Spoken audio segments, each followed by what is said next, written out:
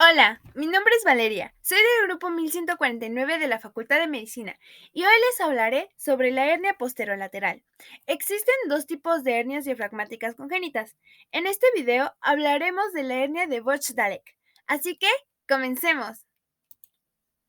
Para empezar, daremos una breve definición de la patología. Esta se distingue por un defecto posterolateral en el diafragma, que induce a los órganos de la cavidad abdominal desplazarse hacia la cavidad torácica. Aproximadamente el 95% de los defectos diafragmáticos son posterolaterales. La hernia que se presenta en el lado izquierdo predomina de un 80 a un 85% de los casos, mientras que la del lado derecho se presenta entre un 10 a un 15% de los casos. La hernia del lado izquierdo casi siempre implica el desplazamiento del estómago y puede afectar al hígado. La hernia del lado derecho casi siempre implica un desplazamiento hacia arriba del hígado. Tanto las hernias del lado derecho como las del lado izquierdo pueden afectar el intestino delgado o grueso. El contenido abdominal herniado puede estar cubierto por un saco pleuroperitoneal. Cabe destacar que las hernias del lado izquierdo con desviación mediastínica pueden disminuir la masa del ventrículo izquierdo, lo que puede conducir al síndrome de corazón izquierdo hipoplásico.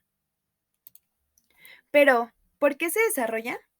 Este se produce por la ausencia del cierre de los elementos lumbares del espacio pleuroparietal durante el desarrollo del músculo diafragma.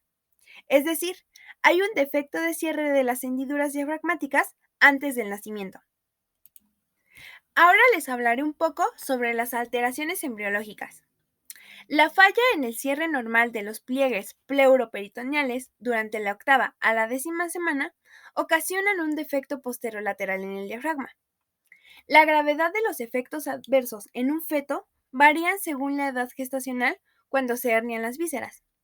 En la imagen, los pliegues pleuroperitoneales son los que están en color naranja. Debemos saber que debido al fallo, este interfiere con el desarrollo pulmonar normal y tiene varias consecuencias adversas como el truncamiento y sobremuscularización del árbol arterial pulmonar, lo que conduce a una sección transversal más pequeña de los vasos pulmonares. También una pérdida de masa pulmonar, lo que conduce a una hipoplasia pulmonar postnatal. Posteriormente, también una disfunción del sistema surfactante y por último, una hipoplasia de estructuras cardíacas ipsolaterales. Factores de riesgo. Un porcentaje sustancial de los casos de hernia diafragmática congénita están asociados con anomalías adicionales, incluidas malformaciones estructurales en otros órganos, anomalías cromosómicas y trastornos de un solo gen. Se desconoce el motivo del fracaso del cierre diafragmático normal. Los desencadenantes genéticos o ambientales pueden alterar la diferenciación de las células mesenquimales durante la formación del diafragma y otras estructuras somáticas.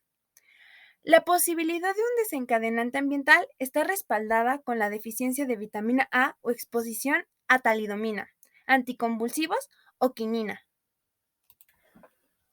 Ahora les hablaré un poco sobre el cuadro clínico.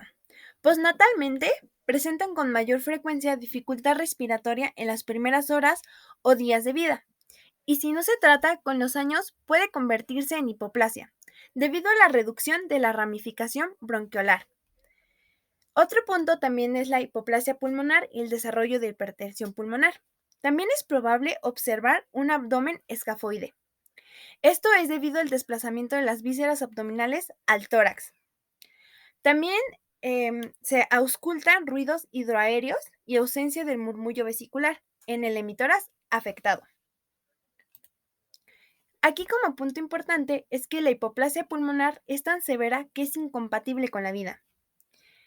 En adultos puede ser asintomática, formando una entidad clínica en la adultez, donde se presenta dolor torácico o abdominal y como ya dije, el 14% de todos los casos son asintomáticos. Ahora les hablaré un poco sobre el diagnóstico. Este puede realizarse en la etapa prenatal y tienen diferentes técnicas de imagen, como el estudio de rayos X con bario, la tomografía computarizada y la ecografía prenatal. Es común, como ya mencioné, que la enfermedad sea asintomática y en la adultez el diagnóstico se haga mediante un hallazgo radiológico incidental o por complicaciones posteriores al paso de vísceras abdominales. Bueno, aquí les traigo un ejemplo. La letra A es un estudio de rayos X de tórax lateral.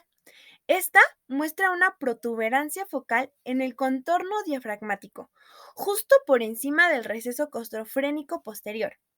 La letra B corresponde a una tomografía computarizada, que se evidencia una masa adiposa adyacente al defecto en la cara posteromedial del hemidiafragma izquierdo. También existe el diagnóstico después del parto. Este se hace mediante una radiografía de tórax. Se observan diferentes asas intestinales, llenas de aire que ocupan el hemitórax. Si la radiografía se hace inmediatamente después del parto, antes de que el recién nacido haya tragado aire, el contenido abdominal se visualiza como una masa opaca y sin aire en el hemitórax. Se observa el desplazamiento contralateral del corazón y las estructuras mediastínicas. Bueno, y el tratamiento es que si se sospecha de una hernia diafragmática congénita en un recién nacido con dificultad respiratoria, se debe realizar la intubación endotraqueal. Esta debe de ser inmediata y establecerse la ventilación del recién nacido en la sala de parto. Se requiere también una cirugía para reubicar el intestino en el abdomen y cerrar el defecto diafragmático.